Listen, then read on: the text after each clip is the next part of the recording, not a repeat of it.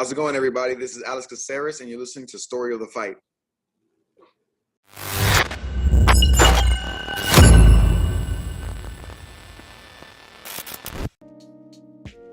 What is up, Will?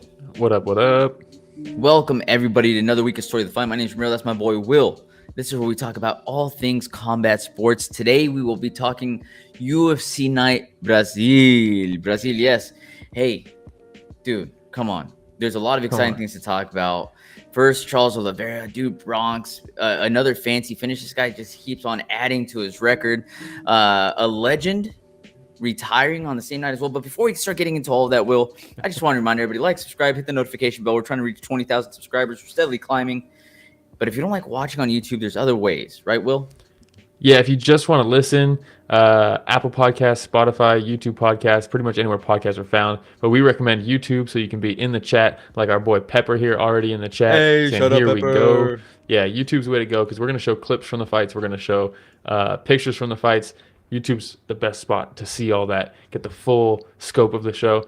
And then follow us on Instagram, Twitter, TikTok, Story of the Fight on pretty much any social. If you go to storyofthefight.com, you can click through, hit follow. Easy peasy. But yeah, here we are, UFC Brazil. UFC Brazil, let's get right into it, Will. We had Charles Oliveira versus Mateusz Gamrot. This is a fight I was looking forward to. The rest of the card, I can't say I was super excited for it. It's always fun when they end up in Brazil, though. It turns into Brazil versus the rest of the world, right? Whenever they fight in Rio. But Charles Oliveira versus Gamrot, what'd you think? Well, real quick, let's watch the finish because Charles Oliveira, he choked out Gamrot in the second round. Let's go ahead and watch it before we talk about it in case anybody missed it. Here's the finish. Shout out UFC for posting cage side footage. But look at the BRONX with the rear naked choke, dude. You're not getting out of that. No, you're not. And I know Gamrot is known for some of his grappling skills. But man, I was talking to my son's baseball coach. He has a couple games going on Saturday. You know, I sit right next to the dugout, the team's dugout. And so the coach sits right there on his little bucket of balls, and I distract him more than anything, because we start talking fights. Fights, and I was telling him about Charles BRONX Oliveira. I'm super excited. Anytime I get to see him fight, man, he's just one of those fighters that whenever he's on, I'm tuning in for sure. But we know that he's dangerous off his back, man. He's crafty. He's super sneaky. So I thought to myself, Gamrot's going to continue trying to take him down like he does with every other fight. But Charles Oliveira is going to have a couple tricks up his sleeve. Yeah, and because this was supposed to be Oliveira versus Fiziev, right? It ends up being Gamrot taking it on short notice. And like you said, it's like we know he's going to shoot. But it's like, do you really want to shoot on Oliveira? You know, because he's so tricky off his back. And immediately he threatens the neck in that last picture. And now in this one, he hits the omoplata. He tries for the omoplata. Gamrot defends well. You're not going to hit an omoplata in the UFC. It's not going to happen. But he tries. And even though there's a low chance of it landing and you getting the submission, it still forces the other guy to work. He's threatening with something. And you're winning, right? Yeah. That's how you win off your back, is you throw up submissions, even if you don't get them. But he's so shifty, Will, like how he just transitions from one thing to another. You know, like he's so good with this butterfly guard too. And like he just does enough on that butterfly guard to just like alleviate pressure. And then it turns into, create space. And then it turns into something. It turns into omoplata. You know, he defends it well, gets back into that butterfly guard. And all of a sudden you're like, oh, he might be able to land a triangle choke. And then he gets back into the butterfly guard. It's just like nonstop with Oliveira. You always got to be worried about, okay, like what's this guy going to land on me? Yeah, and then the second time, he throws up another omoplata. Second time, instead of hooking the leg like this, Gamrot's able to step across the body, step on the other side of Oliveira, which is basically the threat of the omoplata is gone at that point, right? So here he would step up and then with his left leg bring it over to the other side of the body of Oliveira. He does that. Oliveira sits up into him now, and Gamrot, he starts to sweep him with it. Gamrot's like, no, I'm attacking your leg then. I'm not going to let you just get this sweep, because you're either going to get swept or you try to do something, right? So he goes for the leg, attacks the leg of Oliveira. Good luck getting any kind of a leg lock on Oliveira. No. It's not going to happen. Oliveira ends up escaping, ends up on like turtle position kind of. He complains, I think, about Gamrot grabbing his gloves. grabbing which his is gloves. super ironic because of what he did to Dustin Poirier. But You know. oh well, you know. So he understands it better than most. He's No, like, I but, know that move, dude. That's illegal. Yeah, but then he takes us back, gets the body triangle. Gamrot steps up. They finish the round pretty much. I think they finished the round with him on his back, right? Yeah. Yep. And you're like, damn, man. So if you're Gamrot, he shot a takedown like 30 seconds into the first round, and then was just attacked with an arsenal of submissions, and then had his back taken. And you're like, and so you're like, okay, he's got to be thinking twice about this, right? Exactly. Yeah. Second round. Also, you're like, can we say again? though, before they actually end up on the ground, though, one of the things that continues scaring me about Oliveira is he tends to leave himself open when he closes the distance. He doesn't care, right? And he eats shots, and I know he doesn't care. But every once in a while, you're just gonna run into somebody that hits really hard, like a Taporia. You know what I mean? It's like, he's a very skilled fighter. Oliveira, so good in so many different areas. I know he could avoid it. Head movement. Yes. Head movement. Thank Head you. Movement. Head movement. Thank you. Yes, that's what I was saying the entire time. But he just kept on getting. But okay, so like to your point, very crafty. Ends up threatening off his back. Second round starts. Mateusz seems like he does say, "Hey, pump the brakes on the grappling, right? Let me take it a little easy." But Oliveira's the one that gets a body block and ends up taking down Gamrot. Well, yeah, because the whole second round is just Oliveira walking him down. Walking him down with strikes. Like you said, not really, moving his head at all, but he just goes straight Terminator mode. It really is just like, hey, I'm in here to take you out, and you might take me out, but I'm still gonna try. Yeah. And I don't want to say he throws caution to the wind, but man, the way he pressures people is crazy, and he just marches you down, throwing shots at you. Just dangerous, always dangerous, so sharp. He fights long, he fights close with knees and elbows in the clinch. He did land a very nice elbow too, to your point. Yeah, he just grabs him with one hand over the top. So good. And then the back the body lock was sick too, because he really had Gamrot kind of guessing up against the fence, where Gamrot ends up shelling up, and Charles is like, all right, and just goes right under his guard and grabs him, lifts him up, dumps him, and then we saw the rest of it. He takes his back, he chokes him out. Yeah, and so beautiful the way you set that up too, right? Like he's able to slip that left arm like right over his chin, and the way that he just grabs on to Gamrot's shoulder. So even though like Gamrot's trying to fight it a little bit, like he's still got that locked in, right? Because he's grabbing onto his shoulder, and just a little bit of time, and boom, slips the arm in. That looked very painful. Dude, there's some guys who are just so good at finding the finish, and Oliveira, man. I think they showed he's tied for the most finishes in WEC Pride Strikeforce UFC history. He's tied with Crow Cop at 21. Crazy. And bonuses? Bonuses got to have, a gazillion bonuses, right? I'm not sure where he's at, but I know he's the top, right? Yeah. He holds the record for most bonuses too. Yeah, dude, the way he jumped into the crowd at the end too. Yeah. So good, man. They were mentioning maybe this is the new King of Rio, right? Like somebody's got to carry on the legacy. And then also, how cute was it when he picked up the baby? Dude, just one arm. Lion Kingdom. Oh, dude, that was beautiful. Look at that. I had to put the picture. Even Goddard loves it, dude. Yeah, dude, Goddard actually showed emotion. That was so good. Look at the guy in the background with his arms up in there. Like, yeah, it's so good. Bisping looking with one eye. That's all he got. Damn, dude. Oh, beautiful. What a feel good Oliveira. I think when we talked this morning, I think you were like, man, what a feel good main event or something like that. Oh, so good, dude. Every once in a while, you just I love watching my favorite fighters fight, of course, and there's always that risk of like just being heartbroken because, dude, Oliveira's just one of those guys, man. Feel good story. By the way, if you don't already follow us on TikTok, follow us on TikTok. Posted a video of just where Oliveira came from, man, his upbringing, and from BRONX. The favelas, to living it up now. Well deserved, dude. Feel good story. Absolutely love Charles Oliveira, man. Yeah, and I don't know. I think he called out Max Holloway for a BMF fight. And it looks like we might be running down the clock on the rest of his career, dude. That's the type of stuff you go for, It sounded like it. Somebody else had reported that he had said that would be his last fight. Yeah, but I don't know. He said something about getting a win and then challenging Max for the BMF, and maybe that's it. But then I saw a conflicting report that he then said, like, but I'm not going anywhere, guys. So who knows? But Max just the killer dude, sending people off to retirement if he ends up doing stuff like that. Come on, Max. Don't be doing that, bro. Come on. Also, I need that fight. Such a good fight, I know. Fight. But dude, it's a win-win and a lose-lose. It's just one of those fights where it's like you're gonna have to just say, I don't care who wins.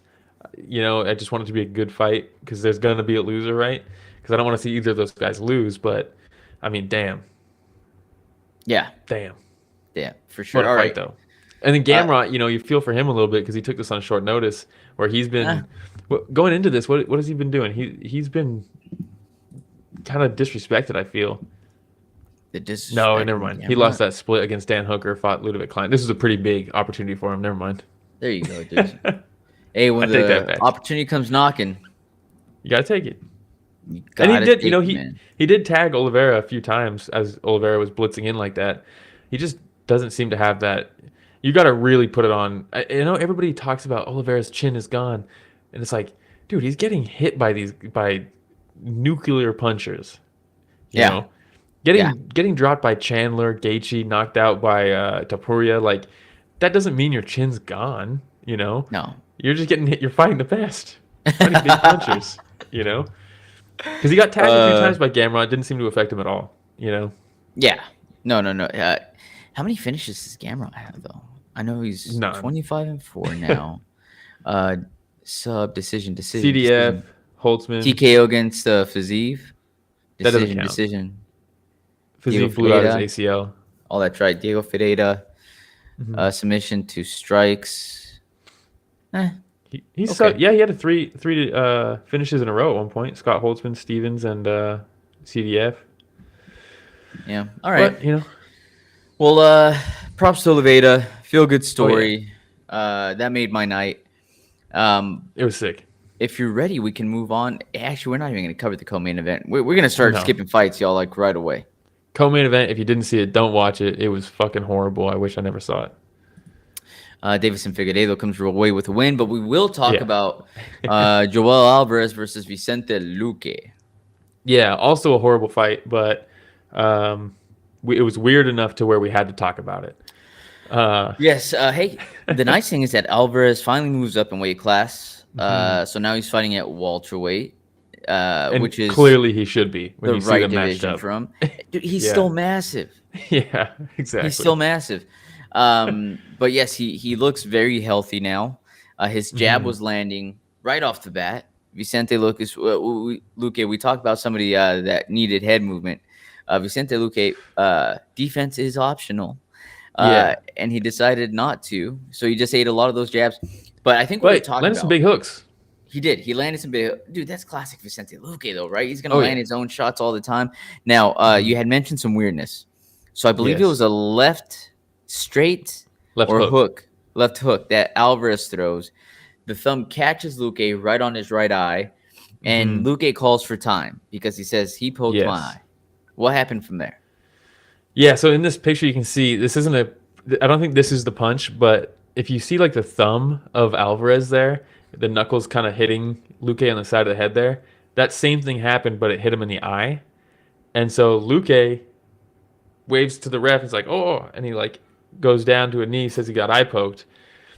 And they show the replay, and it was clearly just a punch. And the ref's like, that's it then. And then he's like, wait, never mind then. Never mind. Let me get the doctor in. And you're like, wait, what is happening? And then the doctor comes in, they talk, and he's like, oh, it was legal. It was legal. Illegal. Legal, he kept saying. Yeah. And so the doctor's like talking to them still. And Gooden and Bisping are like, what the fuck's happening? Like, this should be, if anything, this should be over. By minimum, they should be getting back to the fight. They gave him like 2 minutes to recover. And then they started the fight again. And it's like, first off, if that was a legal punch and he went down. So like that's like a finishing sequence for Alvarez, a legal finishing sequence that they basically took away. And I'm not saying Luque knowingly did this. He probably thought he got poked in the eye. It probably sucked, but kind of too bad, right? And then, so if you're not going to call the fight, at least get it going right away. As soon as you decide that it was legal. Why was the doctor even in there? Time. Unless they're saying maybe is he injured from the punch? Maybe we need to see if he can continue. Maybe that's what it is. Which at that point is stoppage. At that point, it's over. So yeah, really weird. And then they go back to fighting. I'm so sick and tired of the fighters calling for time with the refs not seeing any type of low blow, not seeing any eye poke, and they just take the fighter's word for it. Yes. And then the weirdest thing, the rest of the fight was just Alvarez beating the shit out of Luque. So we didn't need this fight to happen. We already knew we didn't need this fight to happen. Luque's got a fucking brain bleed. He should be retired at this point. But then the other thing I wanted to mention was Bisping was trying to make the point, like, he took away a finish from him, and Gooden's like agreeing with him, and then Bisping's like, let me speak, and like cuts him off, and you're like, bro, you're working right now. What are you doing, dude? Like, it was so awkward, dude, when he was like, let me speak, and Gooden's like, oh, like, it was so weird, dude. John, that's his name, right? John? Yeah. And he's really good too, man. I was gonna say, think he does so a phenomenal job. Yeah. And then such an awkward back and forth. At one point, like, John said something like, it's because of the eye poke. Like, Michael kept on complaining about something, and Bisping's like, I know, John. I know it was an eye poke. And I was like, dude, what are you doing? Chill. Why are you so pissed, dude? Like, and don't take it out on John. John's like, what? Like, it was weird. And, we've done, I think, well to not shit on commentary in a while. We used to do it all the time. That was bad. But I needed to talk about that because it was so unprofessional, dude. It was crazy. And I like Bisping as a commentator. It was just bad. He's okay. But yeah, horrible fight. Give me Felder. Give me Felder in there. Give me Felder. John and Felder in there. Good combo. Yeah. Very good. Yeah. Right? Shoot, give me Lorisenko in there too. Yeah. Hey, there we go. She actually does a phenomenal job, man. She does a really good job. Oh, yeah. All right. Anything else on that fight before we move on? No, horrible fight. Don't watch it. If you didn't see it, don't watch it. Let's go Mario Pinto versus Jhonata Diniz. Do watch this fight. This was awesome. Yeah, so Pinto comes in, shocks Diniz with the takedown, right? Yes. At some point, I think in there, Pinto also close to landing an Americana, if I remember correctly. Dude, so he takes him down, crucifixes him, starts landing crazy elbows on him from crucifix. Heavyweight crucifix is terrifying. And then he goes to the Americana and got it. I don't know how Diniz didn't tap from it. It was so bad. Yeah, that's crazy. Crazy. I don't know. Like, I don't know how he didn't tap to that. It was nuts. Maybe he should have, because for the remainder of the fight, he was just getting beat up on the ground. His arm must have been compromised. I don't know, dude, but I don't know. It was, he got fucked up, and here's a video of it. Oh, you got a video? There it is. Okay, a little bit of ground and pound. I know that at this point, Pinto opens him up at a certain point too, right? Mm-hmm. Just teeing off on him. I think he's just waiting for the ref at this point. Ref stops it finally. Yeah. I mean, you got Yidri crying off to the side there in the chat. Every finish gets that. If you look at the comments on almost all of them, they have that, dude. So funny, dude. But yes, Pinto though, also he's like, sorry, my English is really bad. So funny. And then just goes off in English. Dude. I'm like, first he was really like, good English. First he's like, yeah, sorry, because he speaks Portuguese, right? Because he's Portuguese, right? They're in Brazil, so he's speaking Portuguese to the crowd, and then Bisping's like, oh, to like translate to English now for the broadcast, and he's like, sorry, my English isn't good, and they have the translator translate his Portuguese to English, and then at the end, doing all the shout outs, he's speaking perfect because he trains in London, like he has a British accent. Yeah, and I was like, he was just trolling, wait, dude. What? That's so hilarious, funny, dude. Pepper saying best commentator Chavello. So entertaining, and always the best. The big kibosh. Oh, so good. Dude. Good night, Irene. Come on, Chavello's so good, dude. But yes, hey, Mario Pinto now 11-0. He is an actual bright star in the heavyweight division, I think. This is number 2. He has that crazy knockout in his debut. The division needs it, dude. Yeah, Division needs it. You could argue like, oh, the guys he's beaten are like rough a little bit, but he's just starting really in his career. 2 fights in the UFC, I believe, and he's passed both tests with flying colors. We've seen guys drag out decisions with Diniz. This dude fucking smoked him, and he's a striker. Pinto's primarily a striker, So to see him go right out there, and so to see that, not only is he talented, but he isn't an idiot. He has good fight IQ, and he's like, I'm just gonna take this guy down and smash him because he can't fight that way. Why stand and trade with this guy if I don't need to? So, very promising. Shout out Mario. I like it. All right, we will move on. Ricardo Ramos versus Kaan Ofli. Oh God, dude. This one kind of pissed me off a little bit. I'll be honest. Oh, why? I don't know if it did you. I should have taken screenshots of it. I didn't, but man, Ramos gets him in a knee bar. Yeah. Like I think he even threatened with a calf slicer at one point, and then switches to the knee bar. I think knee bar was nasty, by the way. Really, the only reason Ofli was able to get out of it was because he pulled on the fence, and then that was part of his escape. And Goddard's like, hey, don't do that. And you're like, well, he already escaped a damn submission. And then he goes Uno reverse card and then takes Ramos's back and then chokes him out. And you're like, that's kind of lame, dude. I don't know if I like that. Don't get me going again, dude. I'm telling you, they shouldn't even give warnings at this point. For something like this, at least. Especially submission is deep. Submission is deep. You see the hyperextension in the leg. Use a fence to get out of it. Come on. Not good, dude. You take a point right away. What are we doing? Right away. As soon as he gets out of the submission from a fence grab, you take a point. Because you can't put him back in the submission or anything. Because after Ofli wins and he's walking around with his hands up in the air, right? You see a noticeable limp.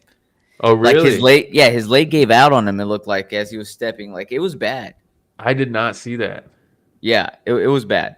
It was bad. You could tell that there was damage for sure. Yeah, but I mean, outside of that, he did look good. So I'm excited to see him fight again. Sucks for Ricardo Ramos, and sucks for the people of Brazil, dude. I know they were booing him like crazy, huh? They needed that win. Yeah, they were booing him like crazy. Tells the crowd to shut up. Let me talk. Like that's gonna work. Dude, he took a page out of Bisbing's book. Let me speak. All right, let's see here. we gotta do a little recording of that. Yeah, clip it. You gotta clip that sucker. All right. The next one we're gonna cover: Lucas Almeida versus Michael Aswell. This one's very interesting. You said it, dude. You said it. You sent, I believe it was George and I pictures. You said bet the house. Bet the house on Aswell by finish. Because if you look at this next picture, if you want to shoot it across, Nick or Rich, sorry, I was talking to Nick before the show. But if you want to go to the next picture, Rich, this is the ceremonial weigh-ins. Look at Almeida's hand, dude. It's clearly broken. Obviously broken. Like a balloon hand. Dude, and I'm like, hopefully it's just, I don't know, hopefully it's something weird and they've checked it out and he'll be fine by the fight. But I was like, there's no way, dude. So yeah, I texted you guys. I was like, dude, and I even sent the odds. I was like, here's the odds by finish. Like, Aswell, you can get some money on Aswell if he finishes this fight, and he probably will. And I thought it was bad enough where it's like, there's no way they're gonna let him fight. And then they let him fight. And dude, this one was kind of hard to watch for me. I'll be honest, because he's injured going into it, and the whole fight he's just holding it right here, not even in a fist really, just kind of open, and doesn't even block with it, doesn't throw it once, doesn't do anything with it. And Aswell it's not Aswell's fault, right? You go out there, you got to take the guy out, and Aswell does look good, by the way. I like this guy, good mechanics, good fundamentals, but I mean, he just Almeida tried to throw a couple of check hooks as he was falling back, and just with one hand, dude.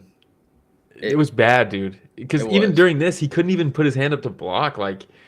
And then Aswell's just teeing off on him, ends up finishing him. And you're like, what the fuck was that? A couple Advil before he went in there, Hopefully everybody he knows bet against him in this one. Jesus Christ, dude. Like, what are we talking about?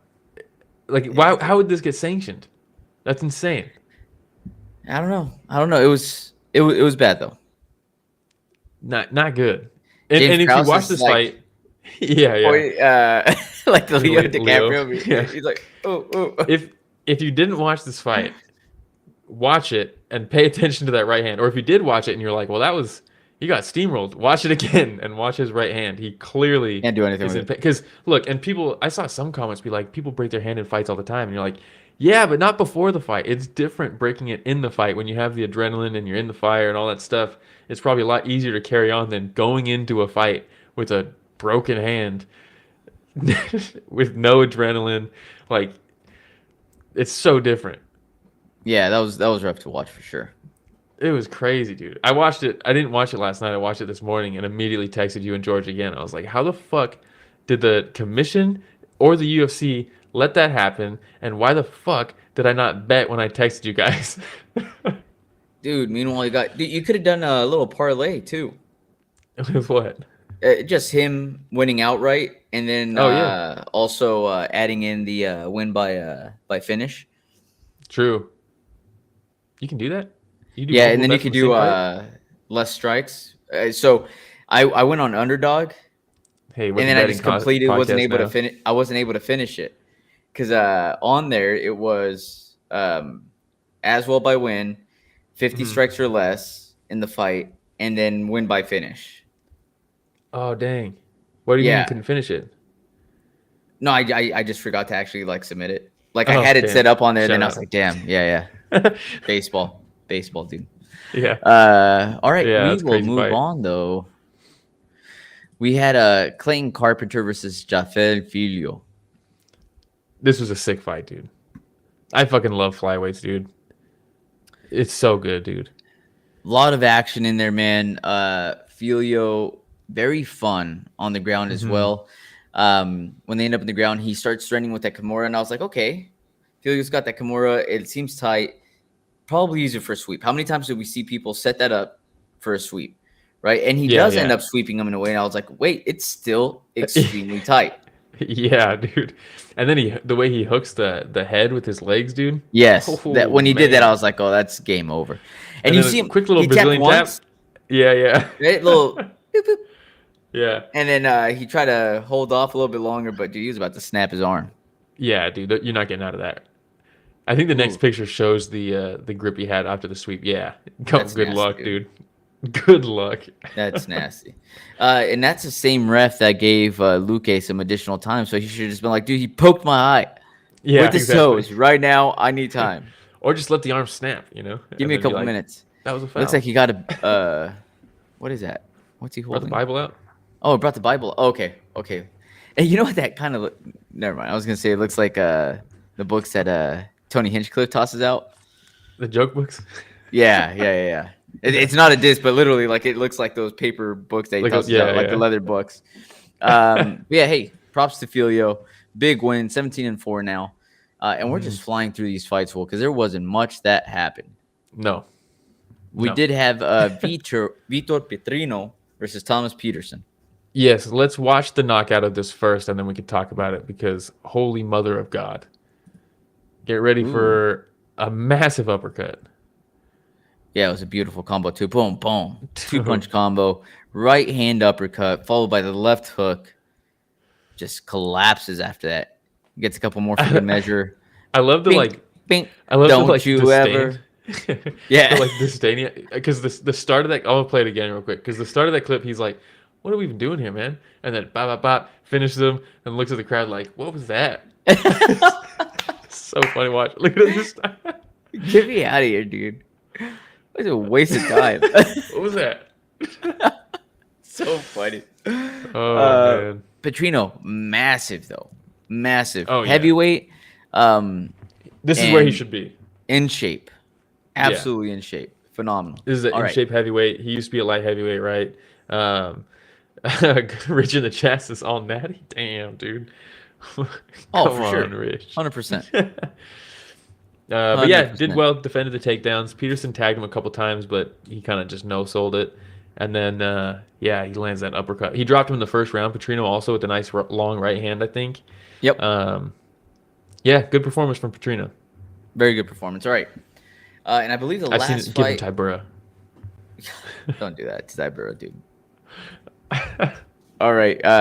Mesquita versus Alekseeva. Oh, dude. Mesquita. Sick. Sick, dude. Yes. I'm a fan. Same. Dude. Dude, very easy takedowns. Yeah. Oh, yeah. Huge mismatch in this one. Yeah, I but think it's UFC debut, Alekseeva right? coming in was the biggest underdog actually in the entire card, if I remember correctly. Yeah, but sometimes that doesn't play out, Sometimes. And this time it did. It played out this Mesquita took her down, and then, dude, the elbows. At one point, she grabs she pulls the arm across Alekseeva across her own face, right, and then reaches from this side and grabs the wrist, and it's just trapped like this, and she's just dropping elbows on her unblocked face for like a minute straight. Nasty. You're like, God damn, dude. And then second round takes her down again. Yeah. and then chokes her out. Yep. But very to good. Not much to it. No. All right. We were going to cover one more thing, Will. Earlier, we mentioned that Oliveira might be the new king of Rio. Jose Aldo. They give him another walkout in Rio. Right? He comes out to that iconic walkout, dude, and comes out with his gloves and lays out the gloves in the center of the octagon. One last time. Dude, it was just so cool seeing him walk out, too. And then he even when he got into the cage, he like goes back over to the corner and like bounces up off the fence and does his little like get ready thing, and you're like, oh, that's so cool, dude. One more time. And then the crowd starts chanting Aldo, and you see him start welling up a little bit, and he's telling them like, oh no. Like, damn. One of the legends, cool. dude. One of the legends. Right? Oh yeah. Where does he land in the GOAT conversation for you? Overall or in the division? In the division. Oh man, it's tough to say that it's tough for me to not say he's the best featherweight of all time. Right? Yeah, I don't know if I put anybody. I mean, if you carry over WEC and which you should. Yeah, 100%, dude. It's him or Volk probably, right? But I think it's got to be Aldo. Dude. Give me Uriah Faber. Dude. Oh, big Faber fan, but no, dude, I have to agree with you. Give me Jose Aldo all day, dude. His run was just crazy, man. And then they talked about it when Oliveira ran out there, right? We did too. But dude, when he beat Mendez and then runs out in the crowd, I think it was Mendez, right? And then he runs out in the crowd. It was crazy, dude. He just sprints out, jumps through into all the people. Everybody's grabbing him, mobbing him. You're like, this is crazy, man. This guy's nuts. It's just so cool, dude. So cool. Yeah. And look, dude, I know that he had kind of retired before, went into boxing, came back. Like, there's just been a lot going on, right? But, dude, that's an MMA retirement. I'm taking a look at all the people he beat. Jesus, man. He fought the who's who, dominated the division for the longest time. Mm-hmm. Dude, and those WEC fights were sick, dude. Remember the Cub Swanson fight where he just runs at him? Yeah, dude, I'm looking at this right now. Cub Swanson, Mike Brown, Uriah Faber. How long was the Cub Swanson fight? Cub Swanson fight, 8 seconds, round 1. God. That's crazy, man. Manny Gamborian. And then after that, he goes into the UFC, beats Hominick, Florian, Mendez, Frankie Edgar, Korean Zombie, Ricardo Lamas, Chad Mendez again. And then he loses to Conor McGregor, dude. And they never gave him the rematch. Rough. Yeah. But congratulations to the legend, man. Congratulations to the legend. All right. Moment of silence, Will. Moment of silence for the entire card, maybe, huh? Yeah, not except great. For the main event. Yeah, not great. We had Fiziev was supposed to fight Oliveira. Would have been a sick fight, dude. It would have just been such a different fight. Fiziev's not shooting any takedowns on Oliveira, you know. Luque versus Ponzinibbio probably would have been a much better fight for Luque. Two old dogs. Bonfim was supposed to fight Randy Brown. I think, they moved that. Now that's a main event now. Jesus Christ. Shout out Randy Brown. I do like Randy Brown a lot.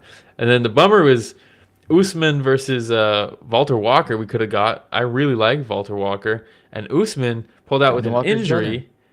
But then they said, no, it's not an injury, I think. I think it was Let me get my facts right. I don't want to get sued. Oof.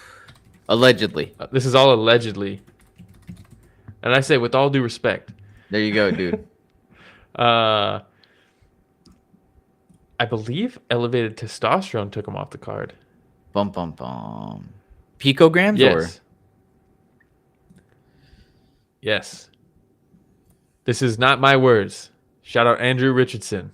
Dang, throwing Andrew under the bus real quick. Yeah. It was not an injury. Instead, he was pulled from the event following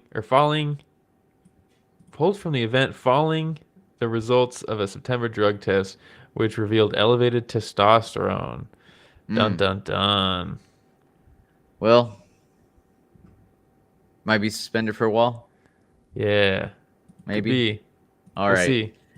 And then bonuses, monies. Who got extra monies? Yes. Bonuses. We had BRONX got a bonus, of Adding course. on to the record. Of course. And then I believe the next one was Pinto got a bonus. No, Petrino got one for the uppercut, Vitor, of course. Petrino. Beautiful combo. Yes.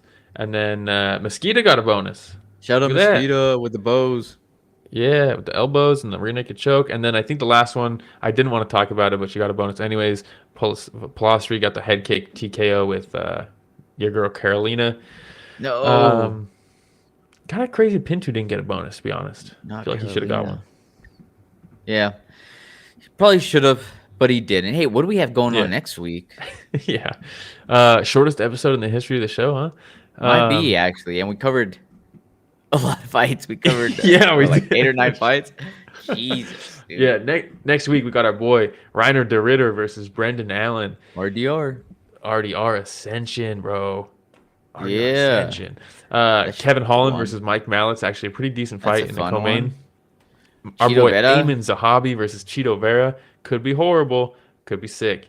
Vera that's literally a high volume versus no volume fighter, and that we might get one of those Eamon Zahabi just bop, bop, bop, bop, bop for 4 minutes, and then Cheeto lands a big one, and you're like, well, you gotta get around at Cheeto, and then but we'll see. Eamon Zahabi's been putting it together lately, dude. He's looking Yeah, he good. has. He actually has. Yeah.